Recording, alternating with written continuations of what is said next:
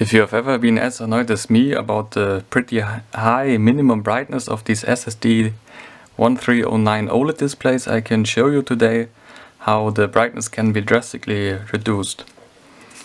So firstly I want to explain a bit about this display.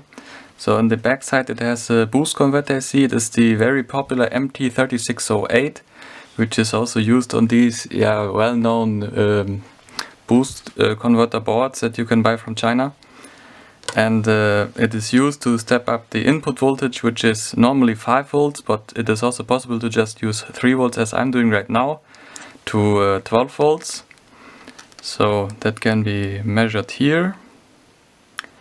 And this is like set with these two voltage reference resistors. So this boost converter IC, it has a voltage reference of 0.6 volts, and we can change the resistor R23, which is default 10 kilo ohm resistor, to a 18 kilo ohm resistor. So we can get an output voltage of the boost converter IC of about 7 volts. And also it's very important to change this resistor R11. This is the current reference resistor for the OLED display driver, and it is on this particular display model 900 kilo ohm resistor, which is also specified in the datasheet for the SSD1309, and we want to change this one to a 3.3 mega ohms resistor, which will drastically reduce the current that is sent to the individual pixels of the display. To remove the resistor R23, I would recommend using a soldering iron, because a hot air gun can actually damage the OLED display. And you would just try to heat up both sides of the resistor like this, and then you can just remove it. And there's not much of a heat stress for the display. You could of course bend these tabs back and remove this plug and remove the display driver. Then you can use a hot air gun, but I think it's much simpler and easier to just use a soldering iron. And then you solder in the new resistor, the 18 kilo ohm resistor. And I was do one side first, just like this. Get some more solder.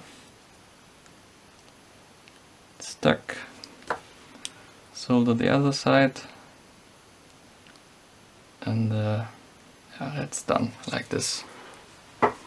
And now we will just pretty much need to do the same operation with R11 and desolder it the same way. Yeah, just like that. Put some new solder on one side and just like that. Get the resistor and place it there.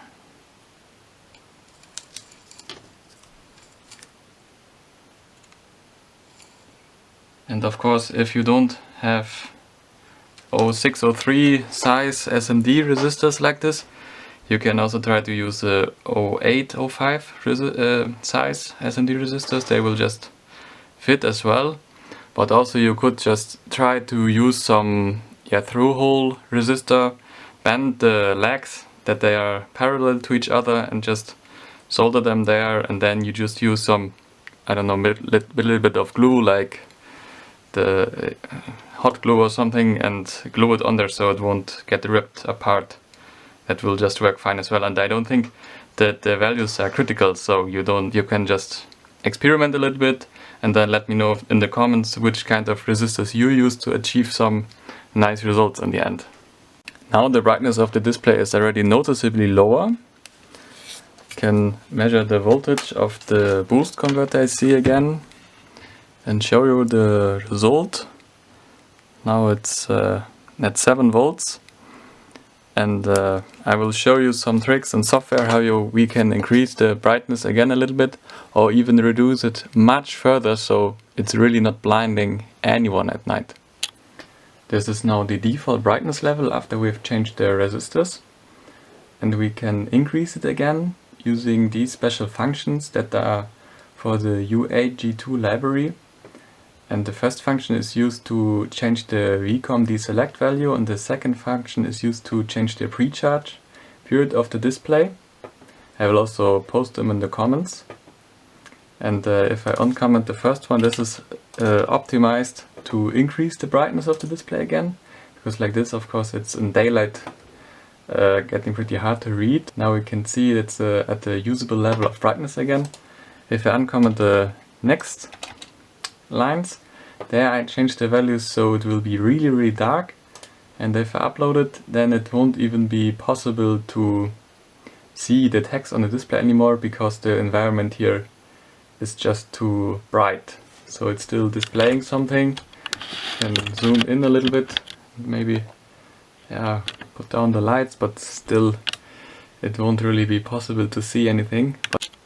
On the right side is an unmodified OLED display where I've set the contrast value to 0, but you can still notice it's pretty bright still.